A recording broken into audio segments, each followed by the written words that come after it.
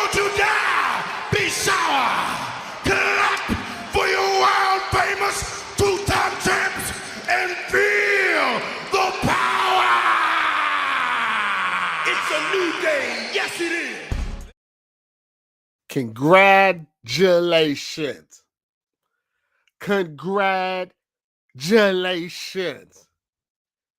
Your girl is fine enough that a rapper, an entertainer, an athlete is in those DMs. Clap for yourself, man. You did good. You did great. Your lady, she's in high demand. You got to think of it from a positive perspective. You got to think of it from a positive perspective.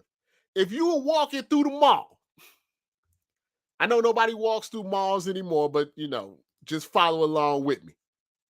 If you was walking through the mall with your lady, you're holding hands, and don't nobody take a quick peek, come on, man, you'd be upset by that. Congratulations. That's good. It's a good thing. It's a good thing they in the DMs. It's a good thing they're taking a little peek. It's a little jealousy there. They flattered. Say, man, my boy kicking it. Ooh, wee. He outkicked his coverage. Should be happy about that. Don't be upset. Don't be mad. Don't be sad. You should be like, yeah, I'm the man. I'm the man. Steve Smith is trying to smash my wife. Now we'll get to the fact that she actually did it. But, man, AK-40, AR-15 is in my girls, OnlyFans girls' DMs. My girl must be fine. If your girl is fine, if she's good looking, somebody's going to be in those DMs. But as an OG, triple OG, let me just tell you, ain't nothing you can do about it. Ain't nothing to worry about. Ain't nothing to worry about. Ain't nothing to stress yourself about. Ain't nothing about getting yourself no anxiety about. This means your girl is fine. Good for you. You got you a good one in there. Hopefully she's treating you right, making you some chicken on a Robe Talk Friday. This is more for the young guys. The OG, triple OGs, we already know this. But it's for the young men out there. It's for the young men out there. I remember a long time ago when I worked at the call center. Me and my best friend, Sam the African, was talking about this. Because when you're young, you're paranoid, right? Everything is paranoid. You're paranoid about everything. And I remember me and Sam the African was sitting there not taking calls, taking 30-minute breaks. And I remember he said to me, he said, Robert, his African accent, Robert, said, you never go looking for something that you don't want to find. Never go looking for something you don't want to find. Never go looking for something that you don't want to find. And the message was, unless you have a plan of leaving your girl, if you find something that you don't want to find, then you shouldn't be looking. I give you a perfect example of this. I had a friend, another friend, and we tried to tell him, hey, man, listen, unless you plan to leave, like that day, because he had a couple of kids by this girl. So unless you plan to leave, stop looking around. Stop poking around. Stop trying to go through phones. The man was like a detective, like Sherlock Holmes. Like, man, listen, unless you plan to leave this woman, stop looking, because eventually you're going to find something. One day, or one weekend, I should say, his lady said she was going to drive, this is back when I was in St. Louis, she was going to drive to Kansas City, where her sister was at, and spend the weekend, with her sister in Kansas City. My boy didn't listen to our advice. Now, granted, we're all in our 20s at this time, so I understand. And he went to go looking. And he went into the desktop computer, because back then that's what we had. I had desktop computers. He went into the desktop computer and he found a plane ticket to Denver. Nobody was driving except to the airport. Found his plane ticket to Denver.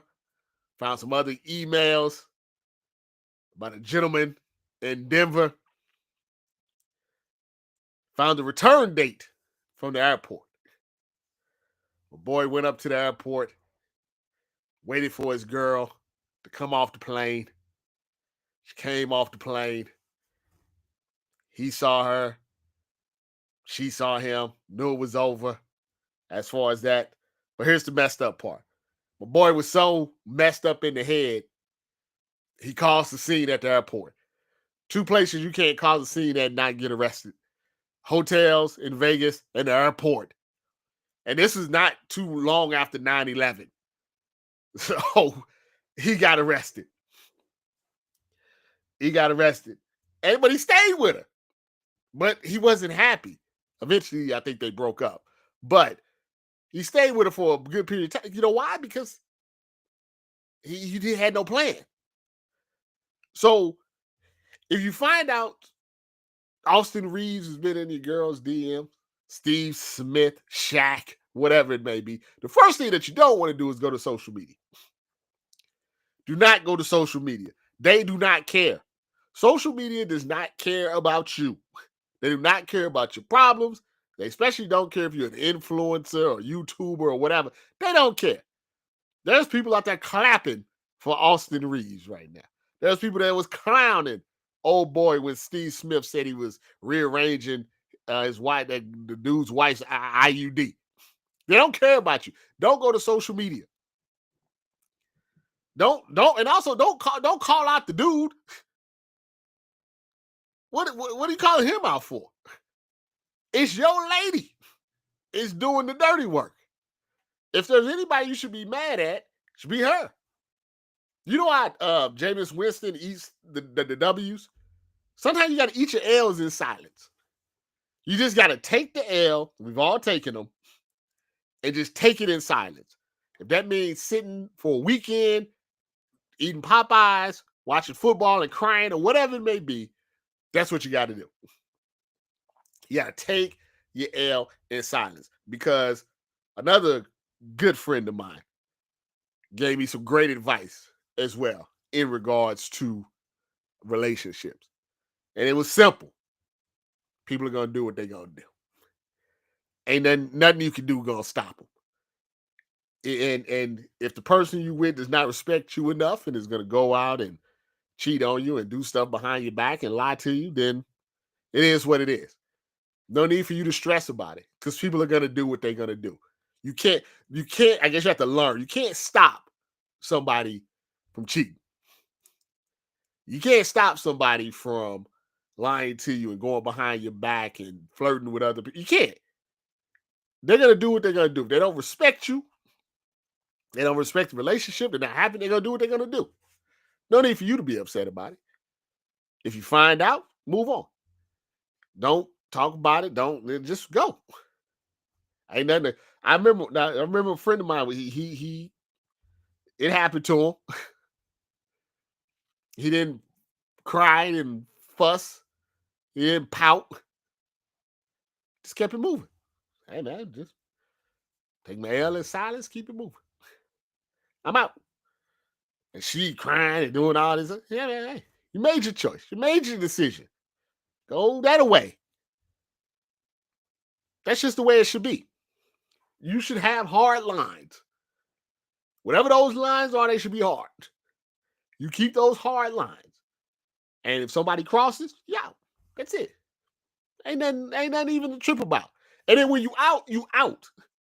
I don't care what you're doing. You know, you don't want to be like Papoose and Clarissa Shields and all these, you know, the Remy Ma. No, you just out. When I'm out, I'm out. I moved on, I'm out. I don't care about what you're doing, what you're saying. I'm out. It helps your peace of mind. You'll live longer. Move on to the next. Move on to the next. But no social media. No, no, no, no, no. No, don't do it. Don't you think strangers sometimes are easier to talk to than that. No, go talk to your friend. Go outside. Go talk to your boy. Talk to your dad or whatever it may be. Not social media. It's not the place. It's never the place. It's never the place to think that people are gonna understand stuff that happened to you. So I never understand people be putting text messages. I don't know. This is not the place. The social media is the matrix. It's a play. It's a movie. When real life things happen, you got to pull back a little bit. You got to pull back. That's what Tiger. Remember what Tiger Woods did? I don't know what she did to Tiger Woods, or if Tiger Woods just was like, "I'm done." Whatever the case is, hey, I'm out.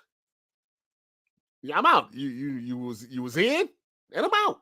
He learned his lesson from after he got hit with that 9-iron. It had I, Tiger Woods.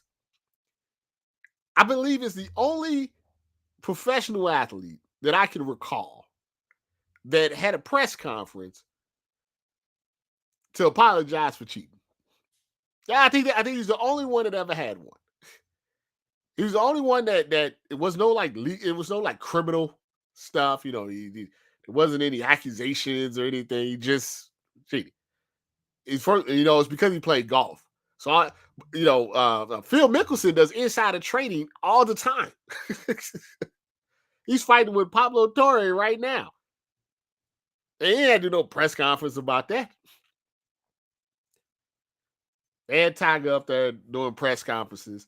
He got hit with a 9-iron and had to give up $150 million. $150 million. He got hit with a 9-iron. He had to give $150 million. Is that right? Probably not. But then again, Tiger don't like to say he's black, so whatever. He likes the milk. You play in the snow, you better have on a heavy coat. You better have on your mink coat if you want to play in the snow. So yeah, move on. Don't worry about it. It's all good. If old girl wants to get with Austin Reaves, let her. She's not the only OnlyFans girl in the world. There's 10 million of them. You're 20, the kids was 25 years old, a rich influencer, you'd be okay. It's like 30, like a 3,000 of them just probably lined up to hang out with you. You and Jake Paul or whatever. Don't be tripping off that. Don't be putting that on social media. You bigger than that. You the big dog. So act like the big dog. You want to go with AR-15? Go ahead. Go that away. I'll be all right. That's just some OG, triple OG advice for you guys. And on the same kind of thing, here, Sunny Lee, the Olympic gold medalist, she was on a podcast, got people all upset because she said she only want to date athletes and only can date guys that can take her friends out and stuff. That made people upset. Who cares? You tripping off for? Listen, I prefer people tell you up front what they want. And you can agree or disagree with it, but they tell you up front, then there's nothing to argue about. So for the Olympic gold medalist, say, listen, you got to have a certain tax bracket. You got to be over 6 foot or whatever it may be. Now you know. So you ain't got to waste your time. You got to waste your time in the DMs now. You've been eliminated. Just like I'm assuming you have options, right? You have preferences. Maybe you like a little chocolate. Maybe like a little of the French vanilla. I mean, it is what it is. And listen, if you want to date me, you got to bring my friend. You got to have enough money to take all of us to Cancun. You got to have enough money for all of us to take over the club. All of us to be on the private jet. Now, I saw some dudes say, well, if I got to do that, I get to be with the friends too. Hey, put it on the table. Make a contract if you got to. Shoot. Put it in writing if you got to. Do what you got to do. If it's like, hey man, listen, I'm an athlete. I make $100 million a year. You want me to take your friends? Then I want to be like Chris Tucker in Rush Hour 2. Put it in writing. Preferences are fine. Put it out there on the table. Better to put it out there on the table than to give somebody hope. Now, granted, I am of the belief that your perfect person, your right person, your soulmate can pretty much be anybody. Rich, poor, tall, short. You know when you know. But young people they have preferences, and this is what they want to do. Maybe, and you can always change your mind.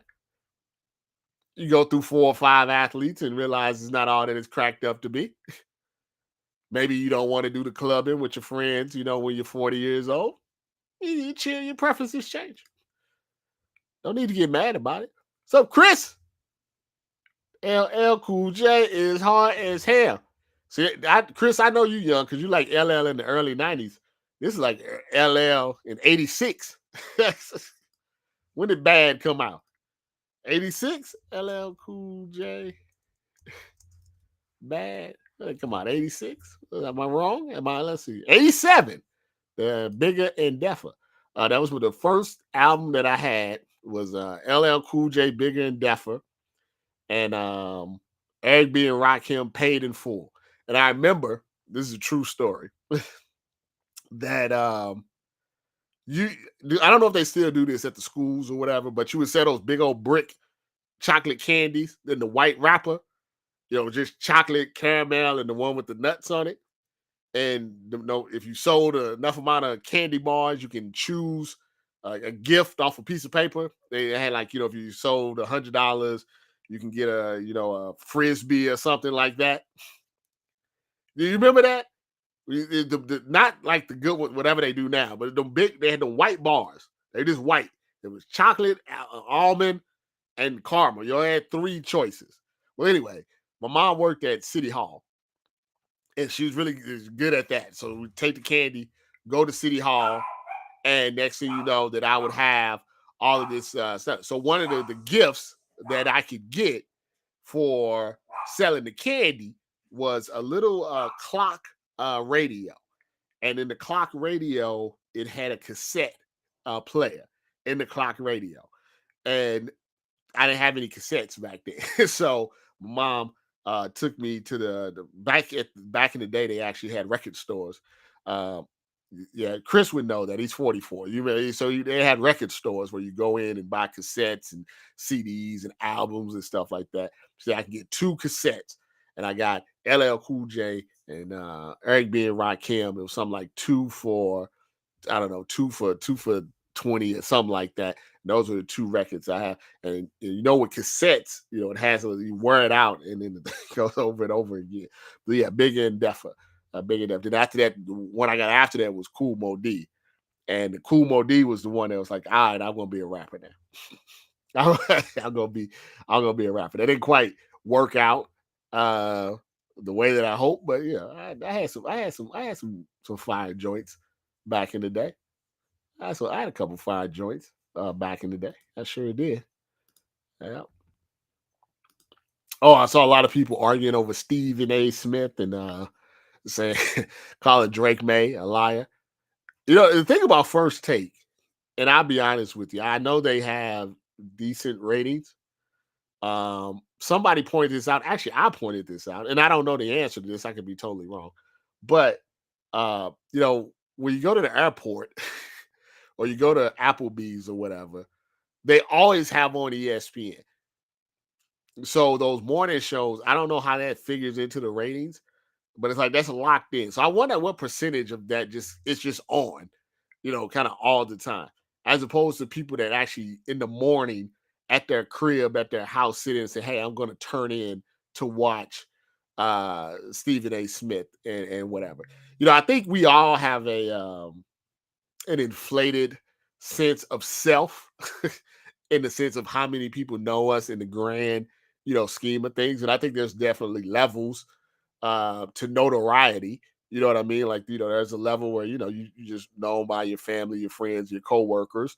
There's a D level of notoriety, like me and my boy here from Nightcast Media, where people, a few people know us, in the streets or whatever. Every once in a while, somebody come out and say, "Hey man, how you doing?" or whatever. My guy Nick Hamilton, he's always out there doing the interviews at the red carpets, flying out. I saw he was in Columbus covering my UCLA and my Buckeyes last week. He's always on the go, always on the thing. People know my man Nick Hamilton because he's always out in those streets.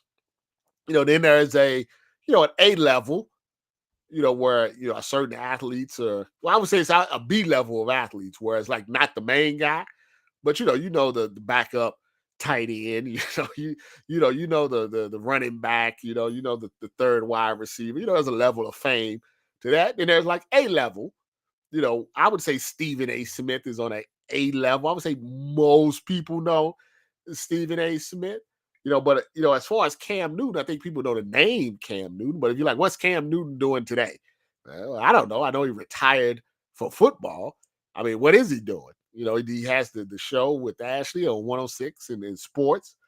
He does his own pie. I mean, he's out and about, but I don't think if I ask my neighbor, who for whatever reason is out here power washing his in the rain, whatever. But if I ask him, hey, do you know what Cam Newton is up to today? You know what shows? He wouldn't know. So it's not unusual for someone not to know that. Then I think there's an A plus plus plus plus plus level where everybody knows who you are, like Michael Jackson. Michael Jordan, LeBron. I would say Steph. Tom Brady. Like everybody knows, who you are. Mike Tyson, stuff like that. So, Stephen A. Smith ain't quite there. And Cam Newton surely is not there. So, I mean, Drake May is playing in the football season. Unless they have first take, on at the facility, he probably don't even know what's going on. It's kind of messed up, though, because he said Cam was his favorite player. And Cam is like, yeah, whatever. I think sometimes in sports media now, you have to be contrarian to get those. I think most people actually watch First Take via social media, if you know what I mean. Like, I don't think a lot of people, and I could be wrong, I don't know all this stuff. A lot of people sit down and watch 3 hours or however many hours it is of First Take. What they do is they wait for the clips to pop up on social media, to pop up on YouTube, and then react to the clips. I think that's how everybody actually consumes their information for pretty much every hot take, show. Yeah, Ryan Clark. I know Ryan is polarizing in some aspects, but I mean, I like Ryan Clark, and I'm not a wishy washy type of person. If I like you, and I don't necessarily have to agree with everything, but I'm not going to jump ship just because people get on you or whatever.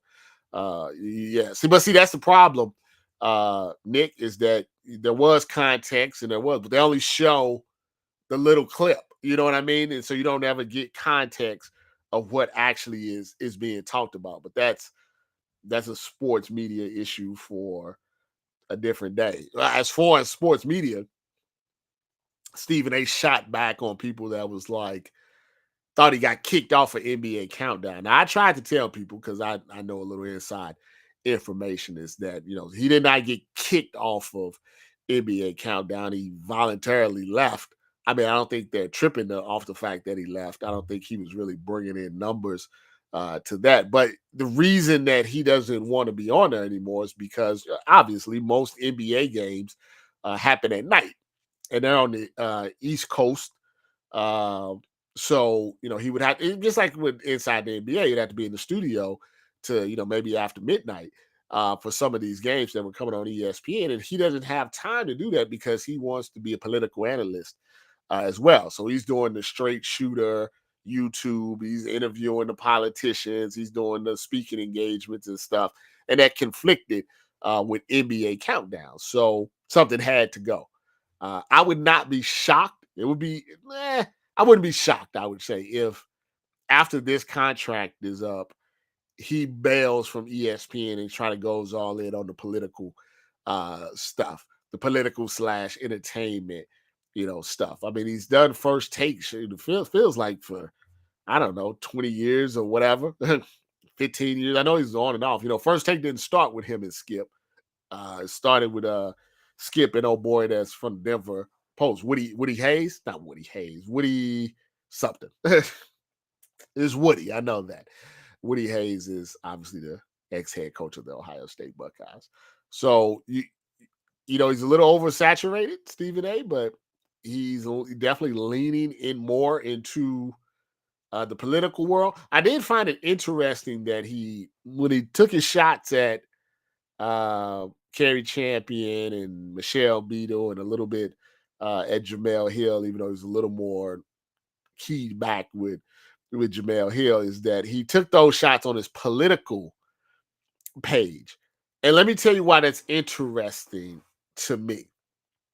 Because the political page or the political YouTube, the audience for that at the moment is mostly, I would say, conservatives, mostly Republicans, mostly MAGA on the political page. Whereas his Stephen A. Smith show and First Take obviously are more, I would say, on the urban side of the audience and everything. So for him to take the shots at the women on the political platform, which has more conservative, has more MAGA people, they don't like people like the Michelle Beadle. They don't like people like they definitely don't like Jamel Hill, and they definitely don't like Kerry Champion because of their political views on the Orange Man. I thought that was intentional. I really did, because he's going to get more positive comments on that channel than he would if he did it on the Stephen A. Smith. See, everything is intentional. Everybody has a plan of what they're doing. I thought that was very interesting. You tell me if I'm off with that, but I thought it was very interesting that he did that on the political channel. I'm seeing right now on my social media, Josh Allen did not have a great game last night on Thursday Night Football. I think it was 8 sacks. His line was getting destroyed. I was watching it from that Madden view. Whew, that line was getting whooped. Had a couple of interceptions, couldn't get the game winning or game tying touchdown at the end. So, he's having a little problems. And, there was one particular play where he floats back and he's running around, he's running in circles and takes like a 30-yard sack. And a lot of people are talking about, well, how that was spoken about on the broadcast and how that was spoken about on social media. It's a difference on how that was spoken about and then how you speak about Shedeur Sanders when, he tries to do similar things. I think that's a bit apples to oranges. Like, I get what you're trying to get at. I totally understand it. I really do. And on a surface level, I agree with you. But I have to be realistic, I have to be honest and unbiased. Josh Allen has made certain type of plays that gives him a little carte blanche to do that. He has a certain resume and pedigree where he gets a little more leeway to be running around and stuff like that. Same with like Lamar Jackson, to be honest with you. When you see them start floating back and start doing, stuff like that, you almost expect something great to happen because you've seen it happen multiple times in the past. Shedeur Sanders is not an athlete like that. you know, he has to be more like CJ Stroud. He has to be more like Brock Purdy. He has to be more like Samuel Darnold, Kirk Cousins. He has to be a little bit more in the pocket and run, when you have to, and know when to give up when the play is over. It's the number one thing that I saw when I was watching. Him and Jackson Dart, at least to me, were the top two. They were the top two quarterbacks in last year's draft. And I didn't think there was much difference between them. I thought Shedeur actually ran a little bit more complicated offense in Colorado and did a little bit more with the reads and did a little bit more with the plays and everything. So mentally, I thought maybe he was a little bit more ready. But the one thing that Jackson Dart does and still does to this day better than Shador Sanders is when there's pressure, he steps up in the pocket. Uh, and Shador floats back. Now, I feel like Shador floats back because he has PTSD because his line at Colorado was not great. And when your line is not great, you start seeing ghosts. And if it's not there for you on your first, second read, all of a sudden in your mind, you start floating back. So it wasn't a shock that, he got thrown in the game and he didn't think he was going to play. That was his first instinct. I got to float back and get the hell up out of here. So it's on Kevin Stefanski to basically knock it into his head. If you see a rush, step up. If you see a running lane, step up into the running lane. If you don't see anything, throw the ball away. That should be the three things that should be before anything else. There should be you got to have a clock in your head as a quarterback. Hut, boom, boom, boom, not there. Either take off straight ahead or throw the ball away. The big difference, and the same thing with Josh Allen. It was third and whatever it was. It ended up being like fourth and 20. Now, somebody would say, well, a punt is still a punt. But no, you give up 10, 15 yards. That's 10, 15 yards of field position when you're trying to make a comeback. That's them closer to getting the field goal. You know what I mean? Like, all of that matters. So when you're watching Shador this weekend, because it's going to be the highest rated two teams that are 2-8 game of all time, highest rated probably Sunday ticket game of all time. Just watch his feet. Watch his feet if the first and second read aren't there, and see what he's doing. It's okay to take a sack if the sack is only 1, 2, 3 yards. It's not okay to take a 20-yard sack. You can't. He's not Josh Allen. Josh Allen shouldn't have did it either, but he doesn't have those type of skills, physical skills to do that sort of thing. He's not Lamar Jackson. He's not Caleb Williams. Some guys are inherently better at stuff like that, even though you still shouldn't do it. You won't teach it like that, but he's great in the pocket. He's a pocket pass. He's a tall kid with a good arm, and he's not afraid to throw the ball downfield. He's a good tight window guy, and he normally makes good decisions. He didn't throw a lot of interceptions in college, but you can get to him with pressure, just pretty much like any quarterback in the NFL. Just something to look for. Oh, the last thing I wanted to talk about, and I think I got some pictures for this one. Let me see here. And it gets it's so interesting to me is that America can know something that's going to happen, right?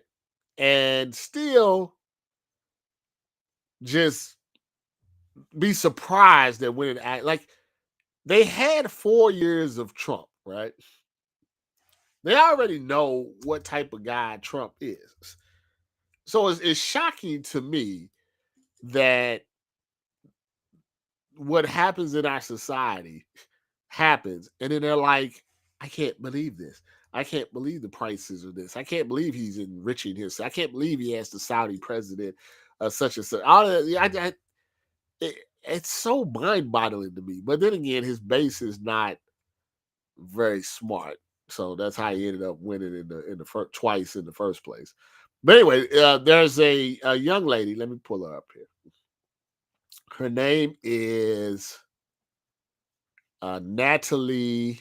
What's her name here? Well, I lost it just that quick. Natalie Green. She was a GOP aide over in Washington. She's MAGA. She's big Trump person. And let me show you a picture here. It's uploading. It's processing. You're not going to believe this story. I did believe it. Anyway, this is her. This is Natalie right here. Natalie, for whatever reason, and I really would like to know what her reason was for doing this. She decided she wanted to pretend to be kidnapped by anti-Trump people I guess to give Trump a boost or whatever, maybe to get his attention. I really don't know.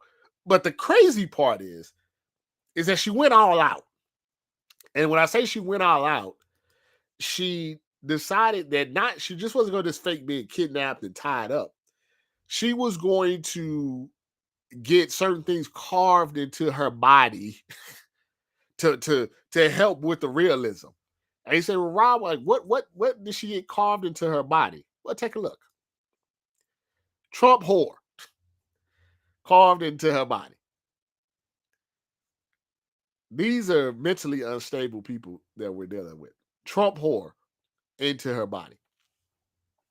She had scratches and all of this stuff. Now, of course, like I said, we're dealing with not intelligent people, right? So it didn't take long for the cops who aren't the greatest of themselves to figure this out.